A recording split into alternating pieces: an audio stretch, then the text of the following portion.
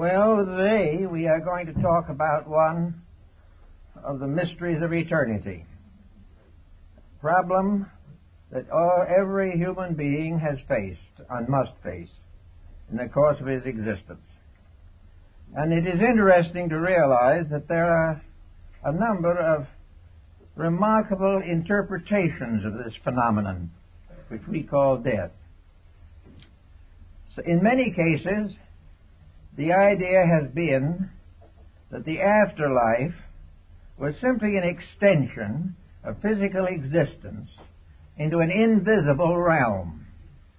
This was the idea of the Chinese emperor, who had clay copies of his court made in life-size figures, standing in rows to serve him in the afterlife. Now, he did not believe that those concrete figures were going to serve him, but he believed in a spiritual mystery involved, that after he passed into the other world, these concrete and stone figures would be living, that they would be alive and full size and would serve him, and that he was merely moving his court from the visible to the invisible side of life. Now, in Egypt, a similar practice was also followed, but with more symbolism involved. The afterlife of the Egyptian, the Elysian fields, or the plains of Amentet, were a beautiful facsimile of Egypt. The same grounds, the same beautiful river, the wonderful people, the palaces, the temples, and all the makeup of a tremendous metropolitan Egyptian super city. At that time also, the pharaoh was buried, and other nobles with similar expositions. He was buried with miniature figures of all of his retinue, his court, and all of the valuable things that he needed to continue his life in the tomb. The afterlife of the Egyptian was in an underworld, ruled over by the great deity Osiris. And this great deity, judging the quick and the dead, ruled over a wonderful realm beneath the earth that men could not see, but to which human beings passed after the physical decease. In some of the old manuscripts, various animals, such as family pets, were included among the figures that came with him into the afterlife. Everywhere we find evidences of the belief that the invisible world to which we pass and from which we came has a more or less physical appearance that is similar to the world that we know. It was not until comparatively late in the development of human thinking that the idea of heaven and hell as we think of it today came into existence. Most of antiquity had really no concept of hell. They did not have any of that Dantesque mystery that we find in the beautiful but morbid paintings of Gustave Doré. To the ancient people, hell was more or less of a shadow. They did not believe they were bad enough to deserve it in the first place, and they were perfectly willing to face a world that went on into a realm beyond ours. The Greeks, for many centuries, believed that there was no afterlife except in the ghost world.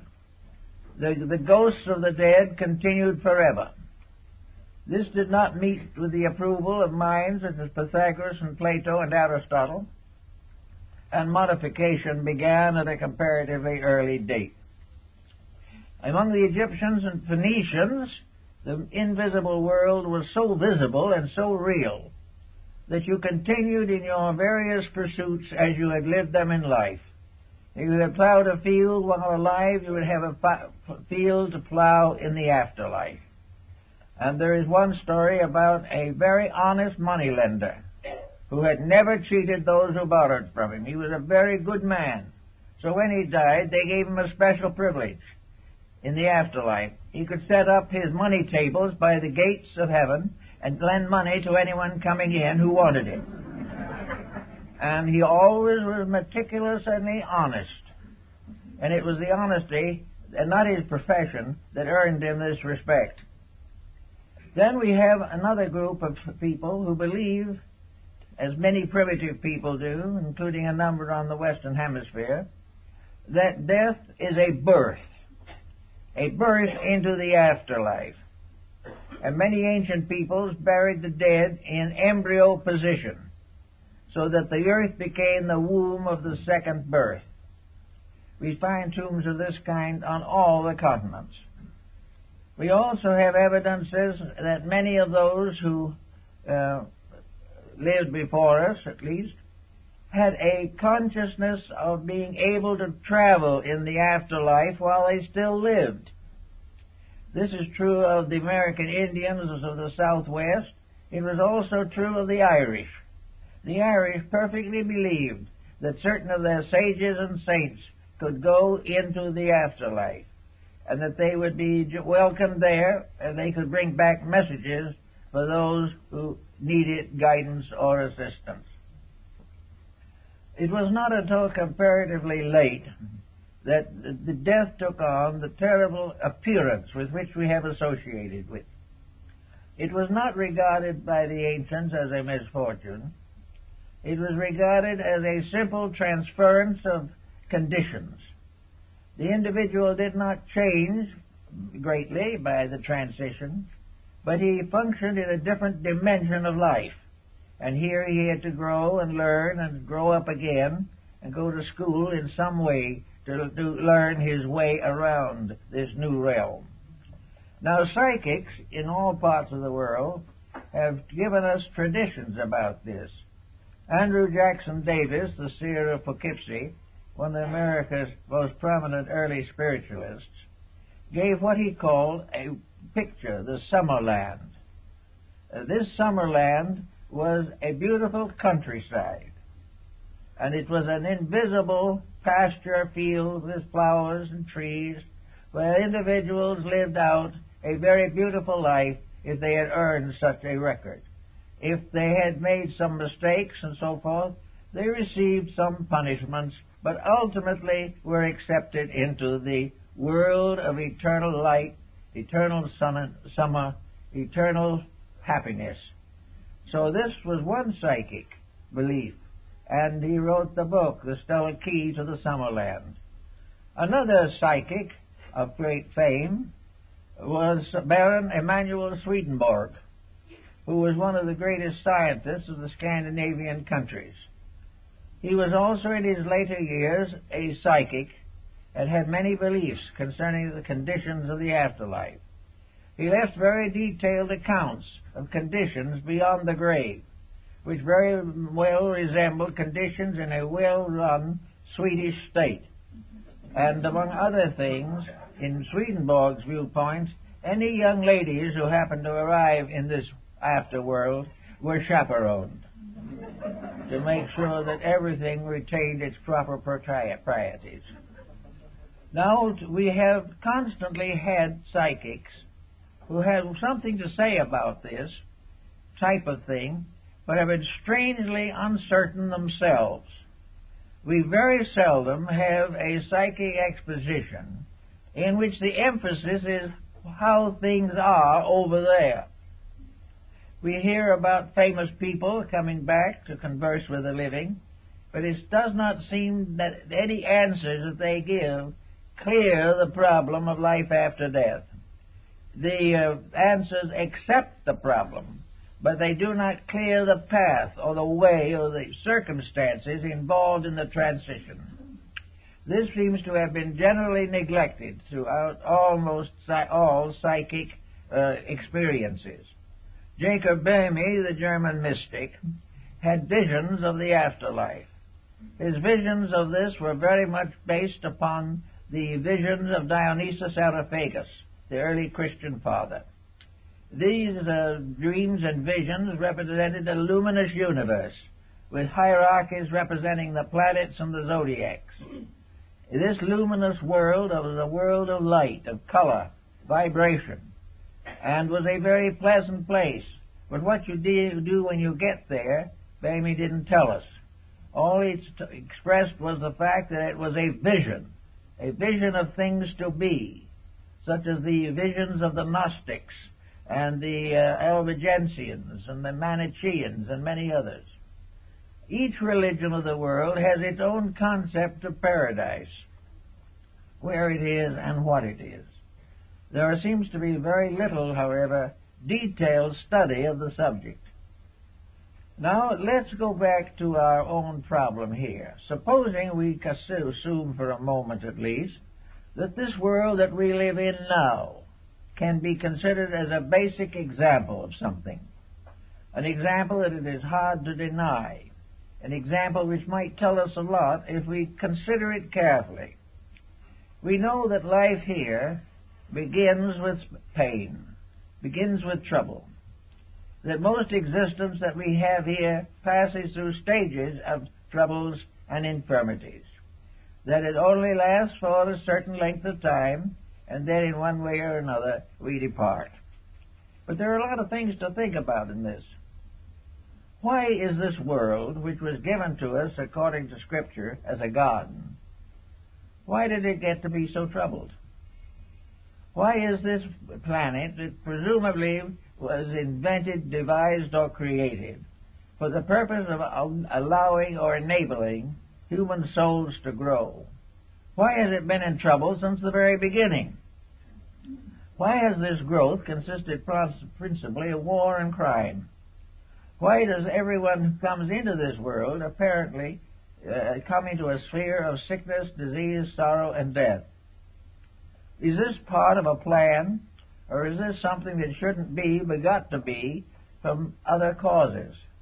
Let us assume for a moment that the person living in this world is living in a highly conditioned condition, which he has probably, in one way or another, caused for himself. In other words, it was not intended that birth should be a problem of great pain, that the growing up and living through the various intensities of life would be an endless cause of suffering and mental anguish, or that sickness would dominate the careers of many, and that very often both birth and death were painful experiences. Is this due to the fact that such was nature's intent? Or is it due to the fact that humanity, in one way or another, has tried to take over nature, has tried to rule nature rather than obey it, has tried to create its own laws, and has set up a human autocracy in the midst of a divine one? It seems as though there is much to indicate that the troubles that we have are mostly not the result of the way nature put things together, but the way that we have readjusted and dodged them from one condition to another. We have juggled these factors, and we have mixed them up so badly that we have ended up with crime and war. Suppose, for example, the human being had not made these mistakes. Supposing he had obeyed the laws of life as they were given to him and revealed again and again through his sacred writings and the wisdom of his sages, we would say the human being was born in peace and in consolation, that there was no back heredity, there were no deformities, there was no hereditary sickness, disease, emotional incompatibilities, broken homes, from which the individual had to come. Suppose that was eliminated. The result would be a very different type of person. A person not necessarily wise, but a person endowed with the natural gift of the world in which he lives. He would be endowed with the simple fact that he could exist happily and comfortably, and for the most part in good health. Now, most of our problems probably arise basically from bad health. We become toxic or disturbed emotionally. We gain all kinds of problems which we assemble and struggle with, And we find that this span of 60, 70, 80, 90 years through which we passed is largely a confusion caused by ourselves. And two aspects of that confusion that come into focus with us at the moment are, due to this confusion, birth is painful. And due to this same condition, death is painful. Now, it's not necessarily true that that was what was intended, but that is what we have done about it. We have taken natural laws and so misused them, distorted them, and ignored them, that we have brought down upon ourselves a mass of troubles which were not necessary and which were not intended by nature.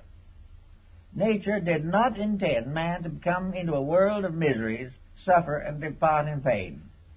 These conditions are due to human action and thought.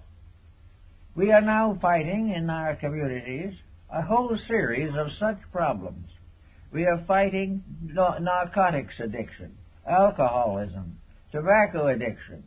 We are fighting all kinds of laws and rules relating to wealth, power, and ambition. We have set all of our goals on the physical plane of life. We have taken this world, which might have been a very happy playground, and turned it into an infirmary and a vast graveyard. This is not what nature intended. This is not what man was put together for. This is not the experience he was supposed to be ready to receive. It was assumed that he would come to this world to gradually come to glorify the Creator and the creation. Instead of that, he has come in the end to damn them both. So we have here a false beginning. And with a false beginning, we also have to go back a ways, because this false beginning is of the sins of the fathers unto the fifth and sixth generation. We are all here with infirmities that have come from the misdeeds of our ancestors, and these we carefully pass on to our descendants. The result is that health is almost imaginary, but we are beginning to realize more of its importance. And in the last 50 years, we have done more thinking about health, probably, than any time in history. We may almost say that primitive mankind didn't think about it because it didn't do anything to hurt itself, primarily. It lived a very simple life. It had to defend itself against the terrors of the night and things of this nature, but for the most part, it lived a very simple existence. As we came to be more and more complicated, we became sicker and sicker. We gradually also then developed institutions to correct these sicknesses that we had created. But because we created them within ourselves and not in the body, the physician is not always successful. We are not able to cure the sins of the spirits with pills and shots. The entire part of the individual that is important to us at the moment is that which we can't see. It is the invisible overself that really runs the physical body. This overself, however, is so neglected by most people that the body is without adequate leadership. It is as though a very nice government were set up with a proper representative, and in the course of time a bunch of gangsters took it over. And these gangsters are our selfishness and our deceits and our stupidity and our rejection of common sense. All these together have ruined what might have been a pretty good place to live. Now we're gradually beginning to be a little more aware of this. It is dawning upon us that it's possible that all these misfortunes are not necessary, that they were not in the original archetype, but have been the result of vicious misinterpretation or distortion of the common facts of good nature and common sense. So we say to ourselves, suppose we clean this up. We might then have a world in which the human being would be decently born, with comparatively little pain to the parent, a world in which they would grow up gradually, and education would be suitable and adequate to their needs, and not to try to adjust them to a hopeless situation. We are educated more or less to try and lengthen our survival in a situation that never should have existed in the first place. And true education, a true realization of our real purpose and our real potential, hasn't a chance. It wouldn't even be mentioned because it would interfere with some monopoly that is flourishing, for the moment at least. So we have no way of, at the moment, correcting some of these problems. But they are correctable. They should never have existed. And they represent a very vicious misuse of an inheritance which came from the highest possible source, truth. So we go along through the years and we get sick. And we get tired. And we get tempted. And one by one we fall under some form of disease or displeasure which begins to corrupt our natures. And so the body, which probably has a potential strength of at least close to a century, may give out any pair along the line, because simply it does not have the strength with which it was intended to be endowed. Now, this doesn't mean that every person in trouble has lived a riotous life, but behind every person may be several generations of the lawless. And many a proud family now, which is also in trouble, it has among its ancestors 2 or 3 that were hung from the yardarm, that were actually pirates or the worse. So we bring with us a body which is more or less not a blessed gift in the beginning, the way it is now, though the best can be done under the circumstances. But this body comes in with a great many deficiencies that are due to the ancestral pattern and the whole line of the descent of humanity. The human generation and regeneration problem has been going on for ages. And we are now well along in a platform of misunderstandings and ignorance. So we come here with what we have. And being not too well, we begin to look over the situation to see if we can find something to do about it. So we get a little help from some new kinds of people that come up who are beginning to teach the importance of nature in remedying the defects of human beings. We begin to think of exercise and diet and living a little cleaner life and refraining from some of the noxious and toxic situations that are now gaining fame and distinction. But the moment we try to improve, we hit upon some pattern where someone is making a good profit by our not improving, and then we have difficulties again. In other words, to become honest is desperately dangerous. It becomes an interference with the rights of other people to do to us anything they feel like doing, which may or may not be particularly constructive. So on we go, and we learn a little as we go along, and we try to improve life, but we come gradually towards the end of the endurance of a body that has been seriously misused. At that time, there is a whole group of terminal illnesses with which we are combating. We are trying desperately to find cures for them, but we don't even dare to suspect that we might find a cause of them that could be corrected. So in the course of time, we come at the end, and we come to the time where there must be a division between the physical body and the metaphysical elements of the personality. We believe in idealistic philosophy and in the higher realms of thinking that the physical body is a kind of carriage, a wagon, in which something rides. That the actual being in the body is not identical with it. If you believe them to be identical, you are a materialist.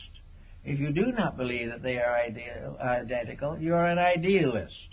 And 90% of humanity has been idealistic since the dawn of time. Very few peoples have ever come to maturity who believed that the individual died at the grave. Nearly everyone has had some philosophy of survival.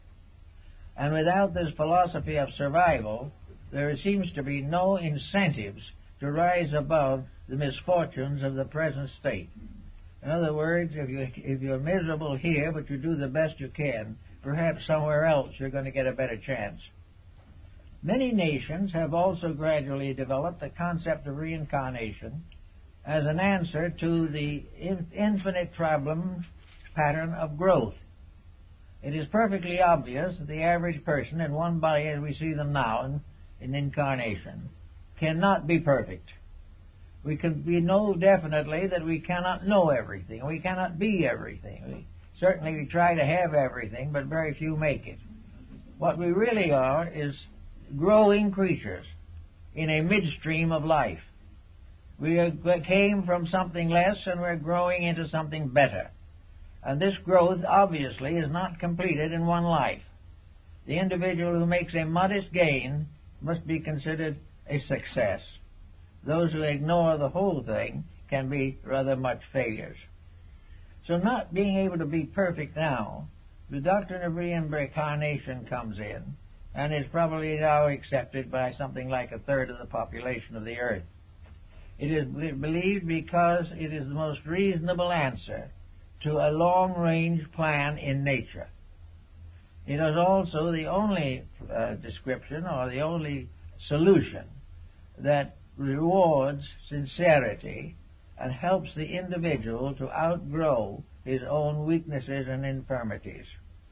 If reincarnation is a truth, then comes another question, which is related to the original one. If this is true, where is the being when it is not incarnate? The Oriental peoples take the ground that incarnations are normally and honorably about 1,000 years apart. Under certain conditions, these figures can be modified and changed, and in cases of very advanced persons, the time is shorter. This is because they are more needed here to do the things that there are not too many available to accomplish. But if we have the reincarnation, where is the individual between incarnations? There have been discussions of these, and someone says they may be in Devakan or someplace in the heavenly world, or according to Ptolemy, up somewhere in the zodiac. But these are very faint and uncertain indications. There does not seem to be any real map of the life cycle other than a diagram and words. The experiences involved seem to be very hard to trace, and most, even students of the subject, have not been successful in creating a vivid or living image of the situation. So we have to wonder a little bit about what is the other side of this coin. Where and what are the invisible parts of nature? Flood, the Rosicrucian mystic, and several others have speculated carefully upon this, and they have followed the idea or viewpoint that man is composed of a series of bodies, that he is not just a physical body, nor is he just a physical body and a spirit.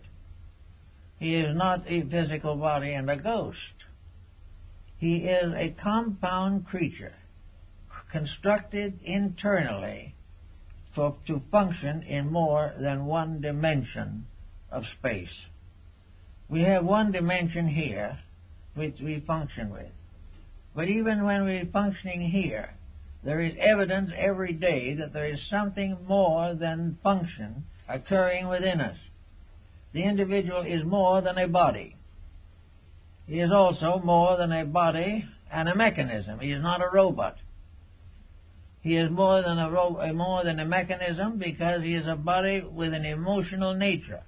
He can love, he can hope, he can dream, he can have religion, he can do all kinds of emotional things which are not natural to body, nor essential to energy, but are essential to the functions that the human being possesses.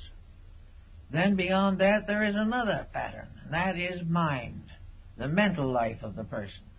His mind is not his body. You can dissect him in any way you want to, but you're never going to find the mind.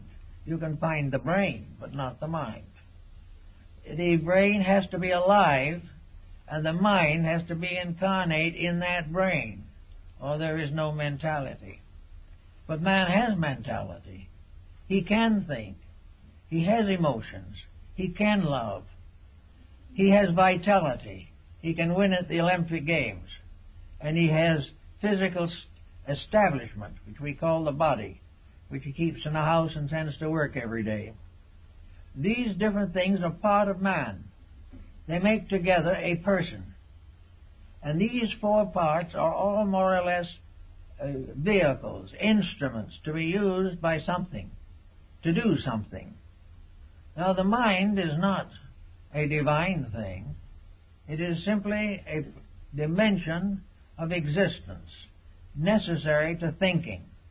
But thinking is not the highest faculty of man.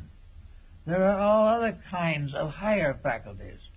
And most of all, this whole chain of bodies, like beads, this chain is strung of many beads upon a single thread, as Emerson tells us, and that this thread he calls the overself, or the soul. Now, the soul seems to be the master of the mystery. The soul seems to be that thing in man which does not limit him to any of the dimensions of his physical sensory perceptions. The soul permits him to hope and to dream. It permits him to ensoul thinking, ensoul living, ensoul emotion. Without this ensouling, these various faculties are sterile.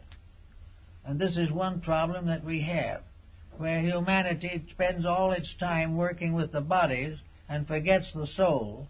We have a group of sterile organisms and organizations which have no vitality, no reason for existence. Hope, ideals, and the greater, nobler emotions of religion and personal consciousness are all part of something above the mind. And this the ancients like to call the soul, which was the master of the entire cycle of human growth. Now, the soul, as Emerson tells us, is a part of divine nature. It is part of something that ensouls all things, so that we can say without exaggeration that the world is itself a soul from which a body is suspended, that this body contains several levels of management, and various creatures have different degrees of levels. There are some creatures, like plants, who have only the growth dimension. There are others, like animals, who have the emotional development. And there's finally man, who has the mental development. But this is added to the others, making him a composite being with 4 levels of availability.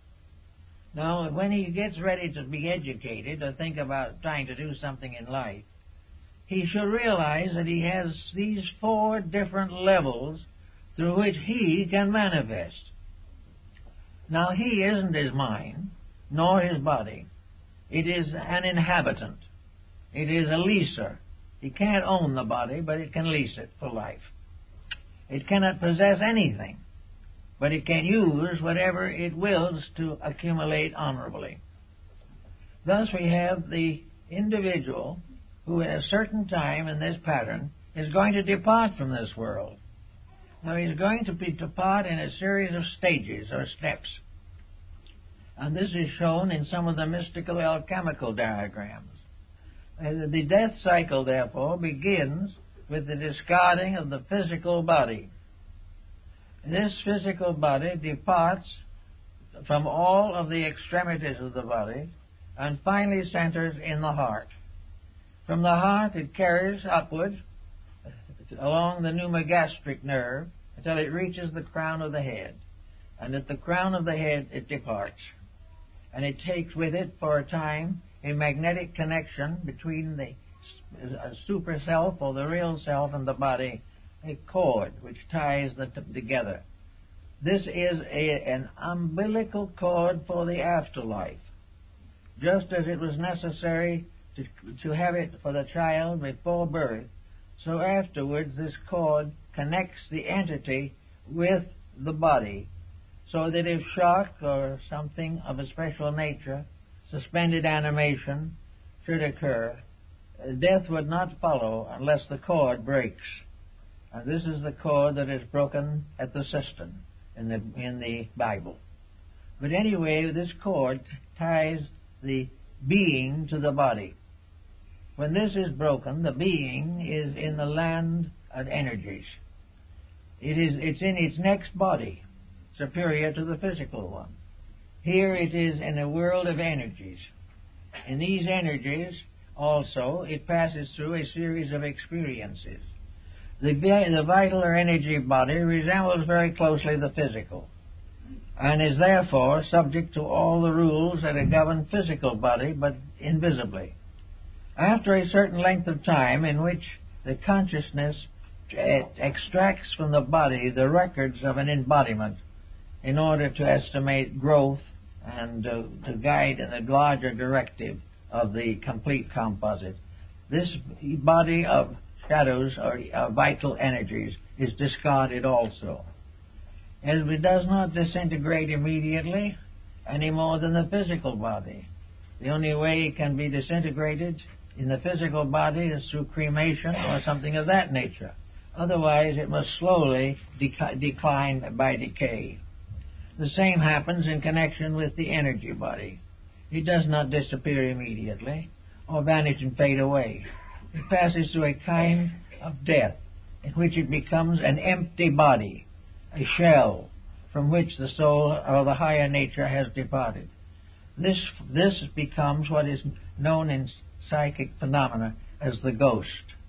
This is the part that lingers until it slowly fades away, sometime over a period of many years.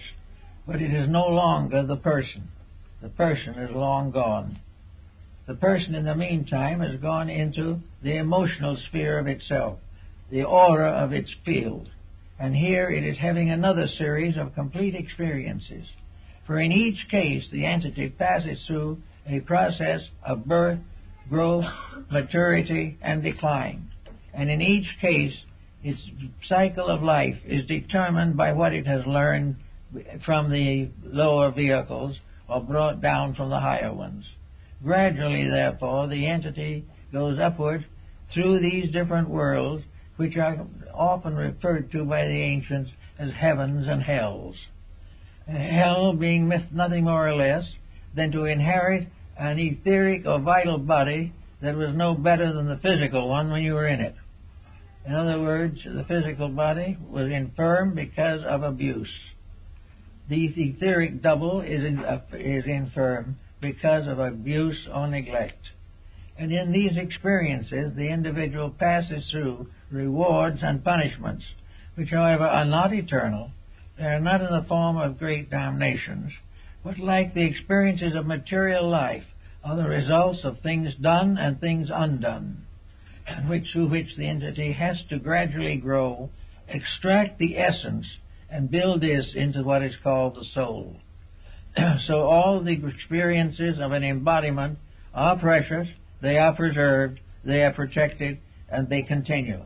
And here also we have the basis of the Akashic records, and the records of actions, and the records of other times, and the records of our planet itself are all preserved in these various strata. Then gradually the individual dies out or fades out of the emotional life. In each case, except the physical, it is a going to sleep.